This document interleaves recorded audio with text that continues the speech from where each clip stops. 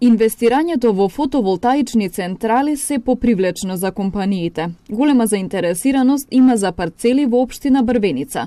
Градоначалникот Јовица Илиевски вели дека се изработува урбанистички план за површина од околу 200 хектари во Горгорница, кои можат да се делат на помали парцели, пошто ќе следи јавно наддавање. Во пределот на Стенче и Теново веќе има вакви инвестиции на 20 хектари. Дополнително се откупени и 50 хектари. Па заинтересираноста е голема.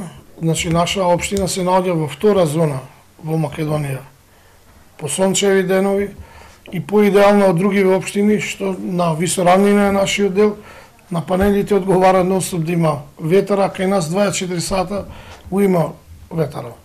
На тој простор ние имаме поголем дел, што не е уште урбанизирано, сигурно на 200 мегавати, што ќе обстојува горе, во моментов сега имаме капацитет да понудиме. Електроинженерот и енергетичар Дарко Спировски вели дека фотонапонските централи, кои користат обновливи извори на енергија, имаат огромен потенцијал, а дополнително се и одлична инвестиција. Од 1 киловат инсталирана моќност, вие може да добиете минимум у регионот на Тетово 1250 до 1300 киловат часови годишно од 1 киловат. Се замислите на централа од да речеме од 1 мегават би дала 1350 мегават часови на годишно ниво.